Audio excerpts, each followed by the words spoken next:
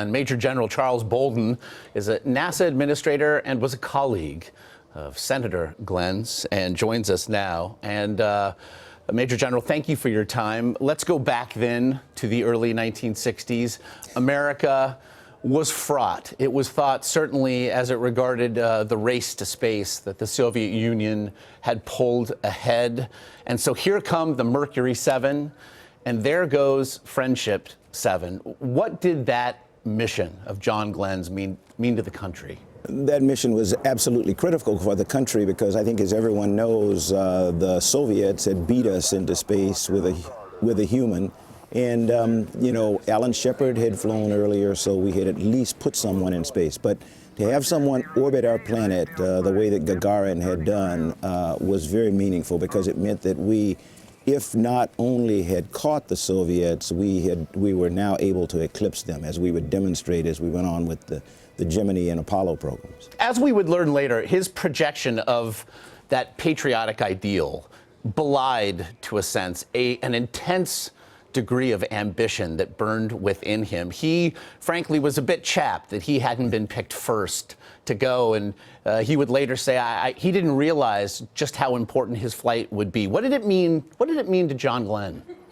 You know, personally, I think because I can only imagine what was going through Senator Glenn's mind, but Senator Glenn was, first of all, was an incredible Marine, proven by his combat record and his service in the Marine Corps. So he understood what it meant to say aye and press on.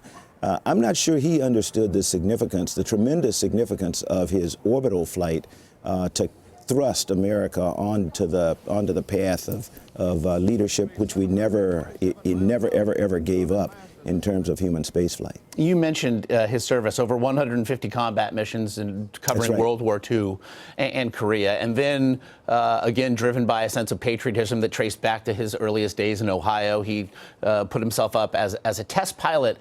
But let's go back to what being a test pilot back then meant. You know, the Navy gathered statistics, and essentially 1 in 4 test pilots back then died. And that is not even including combat deaths, which they did not deem accidental. That is a very particular kind of bravery and heroism. Very much so. And you need to remember also our success rate at putting rockets into space leading up to John's flight, leading up to the original Mercury program, was not very good. We were dropping them in the water as often as we were doing anything else. So what the Mercury astronauts were willing to do, they understood the importance of the challenge from the Soviet Union. And while not being foolhardy, they understood how critically important it was to get humans into space. John Glenn is part of another story that we are highlighting now at NASA in coordination with the movie industry. There's an incredible movie called Hidden Figures that tells the story of Katherine Johnson and some other computers in skirts down at the Langley Research Center, people that John Glenn befriended on his initial visit to the Langley Research Center as one of the original 7 astronauts. And they would prove to be the people that made his flight successful. And it would emblematically show the kind of person that John Glenn was. As he stepped away from the other astronauts to go meet the young black women who were off in a little computer unit and introduced himself one by one to them. They never forgot that. I don't think he ever forgot it because there was a key tie between him and the human computers as he made his successful flight into space. We've actually done some stories about them, and they are to be heroes to the last, to be sure. You know, it was interesting. He would argue for a return to space, and only later would he also learn that President Kennedy, not wanting to risk an icon, forbid a return of his. But certainly he existed then as an inspiration for all those to come. Certainly, I suppose for yourself. What did he mean to you?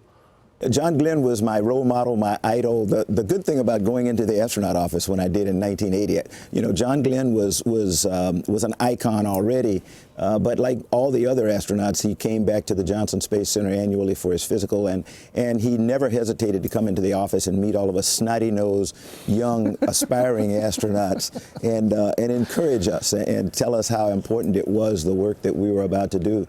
And that began, you know, my longtime friendship with with John, but most importantly, not with John Glenn, the astronaut, but with John Glenn, the humanitarian, the human being, the incredible father and husband, devoted to Annie, who survives him now. Their love affair is a story that I think will be chronicled for years to come. 72, 73 years together, and as Annie told me at their last anniversary when I made a congratulatory phone call to them, Charlie, you know, I think it's going to last. And he would kind of chuckle. You know, his daughter Lynn said that last week as he knew that he was, you know, it was his last few days or so. His one question was, how is Annie?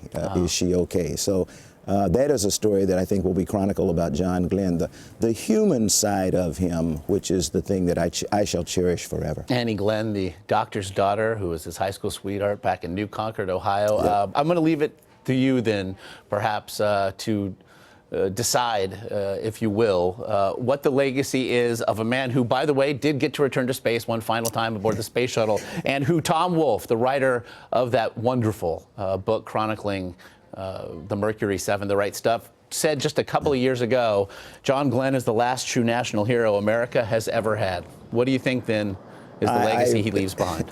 On my way down to the studio this morning, it just kept going through my mind. You know, John Glenn was one of the last statesmen that this nation has had, and he was that right up until his death. His real push to get young people interested in science and math, his real interest in getting us to expand our abilities beyond our own shores.